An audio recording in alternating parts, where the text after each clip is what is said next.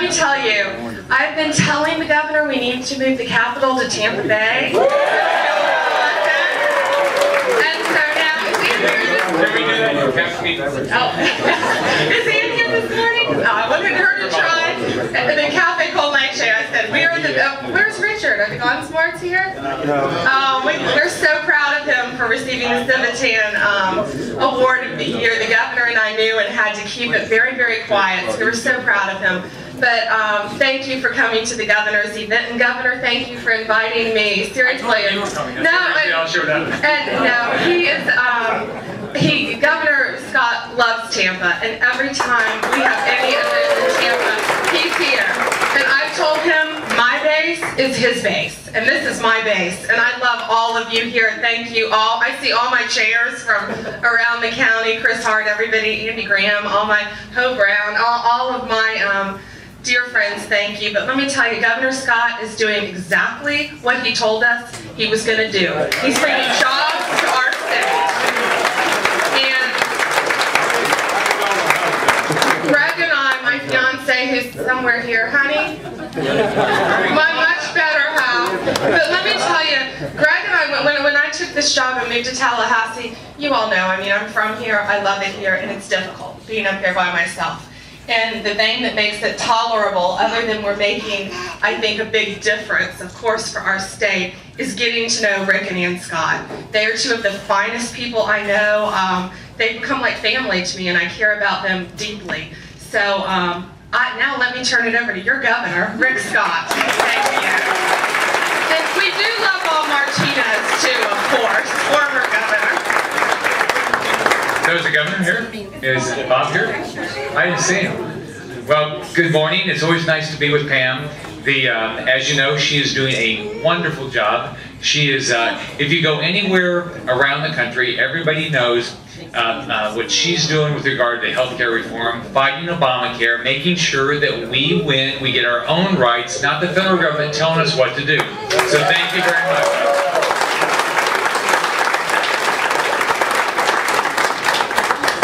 I had former CEO of GE, Jack Welch, come give a speech for me, and the only condition was that he got to meet Pam. Because he just had watched her on TV so many times and explained why Obamacare is a disaster for us. And so that was the only condition, and so he got by and got a good picture. But Pam has done first off, let's think about what she's done just for our state besides fighting Obamacare.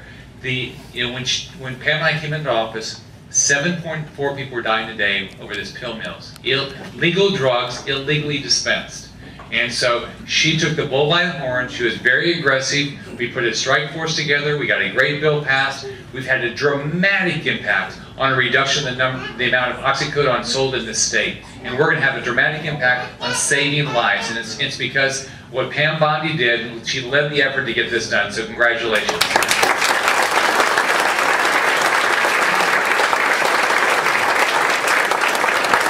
The other thing she's doing now is, what do you think of the federal government telling the Catholic Church? So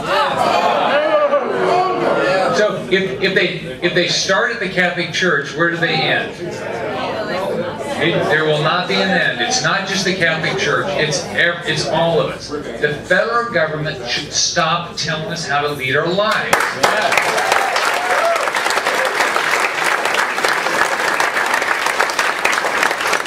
And if it wasn't for leaders like Pam Bondi, we wouldn't have the opportunity to stop this stuff. Somebody has to stand up, and she's leading the effort of all the attorney generals all across the country in these efforts. So congratulations, Pam, and thank you for all of us.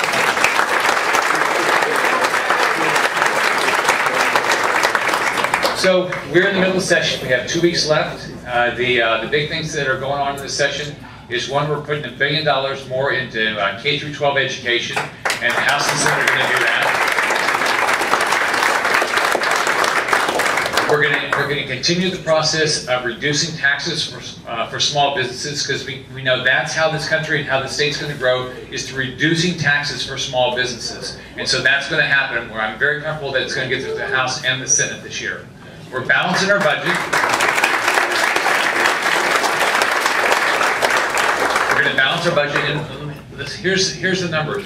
We balance our budget requirement in the state But you know, for every year in the last 20 years, even though we balanced our budget, we increased our state debt $1 billion or more each and every year. Not last year. We walked in with almost a $4 billion budget deficit. We reduced the size of government. We reduced taxes last year. We cut property taxes over $200 million. We reduced business taxes for small businesses. And we paid down $500 million worth of our state debt last year.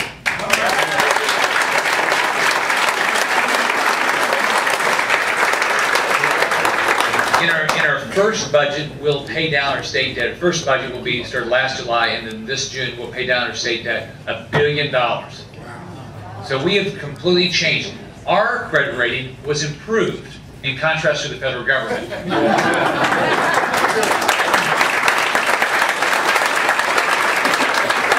So we have a AAA credit rating, and as you know, the federal government under our president now has a AA. For the first time in the history of this country, our credit rating went down. And think about it, I was at the White House a year ago, and I said to the president, I said, tell me, look, I ran on a campaign to get our state back to work. Tell me what my pitch should be. We have the second highest corporate tax rates in the world. We have more regulation than the rest of the world, and trillion-dollar deficits. Sort of, what's my pitch? He says, Governor Scott, I talk to business leaders. What they care about is education. And we all do care about education. But we can't have trillion-dollar deficits. We can't have the highest corporate tax rates. We can't have more regulation. We can't have a federal government that tells us what to do each and every day. So we have got to elect conservatives. We've got to elect Republicans that believe in less taxes, less regulation, less litigation. And if we do, not only will this state turn around, the whole country will turn around. Now, this last year, all the things we did, it works. In contrast to what the paper said, it works. People are moving back to our state. And this state started losing people. The 4 years before Pam and I came into office, we stopped growing. We lost jobs for 4 straight years, and people quit moving to our state. In the 15 months ended last June 30, 250,000 people moved to our state. People are moving back.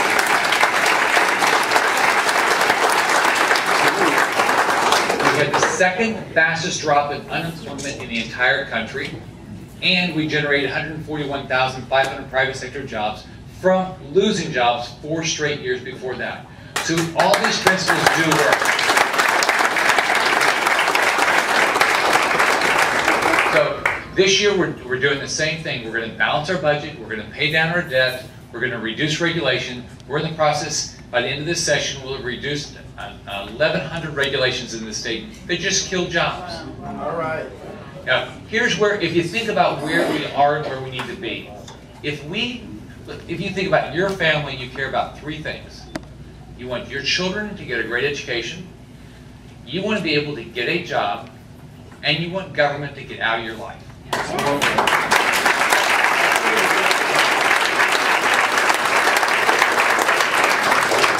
So we're in the process of making sure, whether it's K through 12, or state colleges, or universities, we have the best education system in the country, and we can. There's absolutely no reason we can't. We're measuring our universities, our state colleges, all of our K through 12 schools. We're expanding successful charter schools. We're creating more choice. We eliminated teacher tenure. We started merit pay for teachers. We're doing all the things to make sure we have the best education. Now, how are we going to get jobs? The way we're going to get more jobs is we're going to say, we want businesses to be more successful in Florida than any place in the world. And the way you do that is you think about why people buy things. They buy from companies that have lower prices. They have a great product, but they want a lower price. So you've got to have lower taxes, lower fees, less regulation, less permitting processes, less litigation. Now, we're doing really well on taxes. We're the 5th lowest tax state in the country. Hopefully soon we'll be the #1. But the only 4 states that are beating us are the 2 Dakotas, Wyoming, and Alaska. We're nice states, but we're not generally competing with them for jobs. We have dramatically changed regulation in the state. The people that work in state government now know they work for you. And if they don't work for you, you can call Pam Bondi or you can call me. Because we make sure they know they work for you.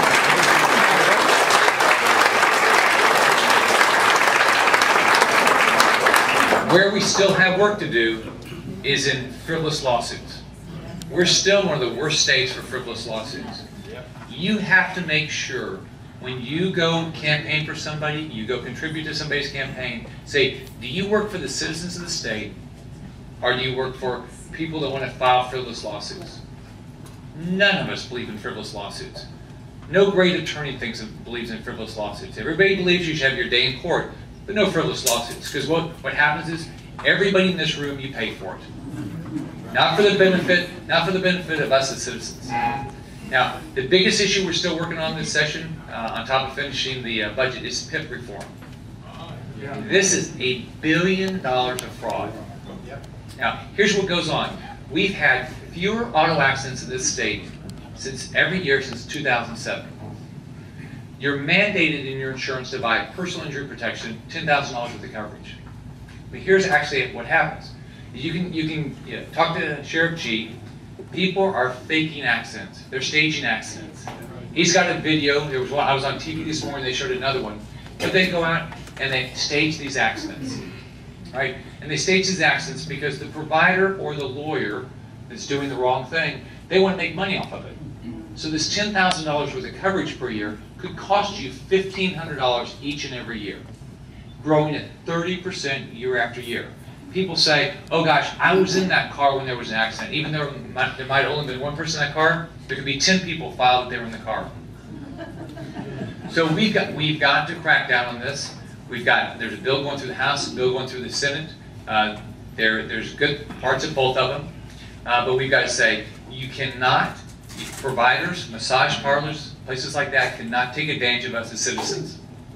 Lawyers that want to file a $2 bill, $2 claim can't get paid tens and thousands of dollars in legal fees. That's not right because you all pay for it. So make sure your House member, make sure your Senate member, they know what you believe in. You believe in eliminating fraud in this state. We're going to make sure this is the #1 place anywhere in the world to live, anywhere in the world to work, anywhere in the world to play. And we're heading the right direction. We just cannot stop. You make a difference. You know, one thing, if you think about it, if Pam and I can win, because when we both entered our races, now 2 years ago, nobody thought, besides our friends and family, that we could win. We were the outsiders. We had never run for anything. Yeah, we had never run for anything, and so no one thought we could win. But because of your support, you showed up, you held signs, you made phone calls, you did all these things. It made a difference. Now, you did.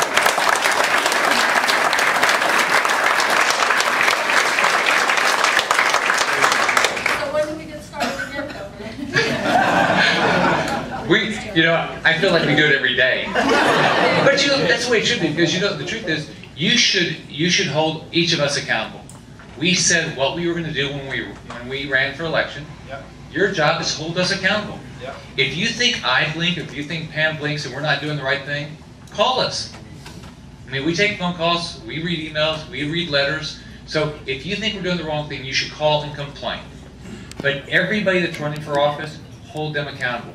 Look at their votes. How do they vote on each thing? Don't just listen to their nice speeches. Actually look at their votes. So, and again, if we don't do the right things, hold us accountable. But we are going to do the right things. We're going to get our state back to work. We're going to make this the best place for your family. And that's how we both think about it. It's your family that we think about. Education, jobs, get government out of your life. That's what we're doing.